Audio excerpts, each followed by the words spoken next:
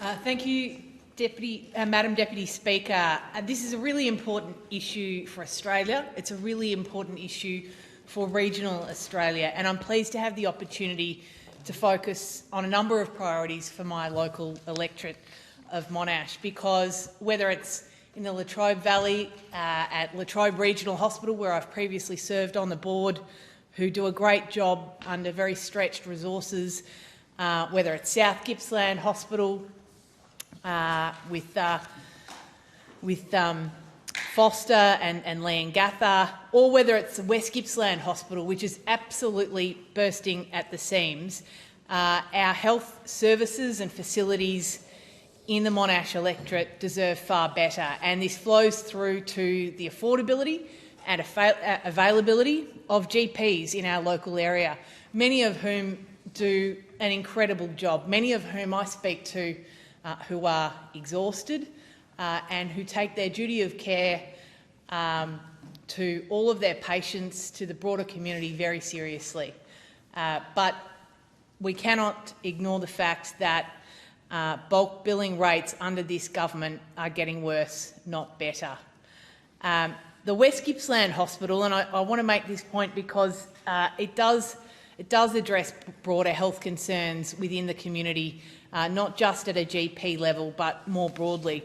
And I want to take the opportunity to address the shocking incident only a few days ago of a 91-year-old grandmother, Lois Casbolt, who broke her pelvis, who had a brain bleed, who, because of the Victorian Labor government's complete mismanagement of our health system, Ms Casbolt is a Drouin resident in my electorate. An ambulance was called, and because they are so stretched to capacity, instead of taking her for a 9-minute drive to West Gippsland Hospital, her daughter had to come and pick her up and take her.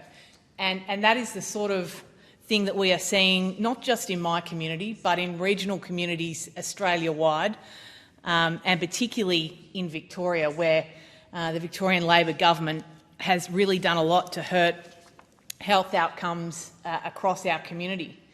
Now, we've had the Prime Minister write a letter to state premiers in the last week or so, effectively saying, please stop spending money on public health, as if people can stop getting sick, can avoid going to emergency.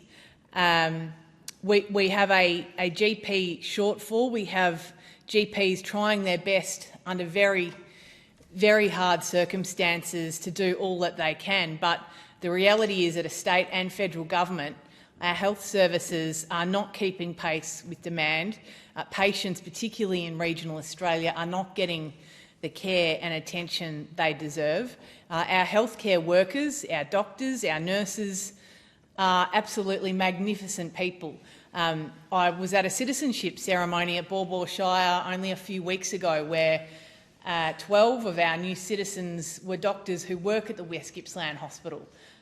They are part of the fabric of our community, but they are being sorely let down by this Labor government.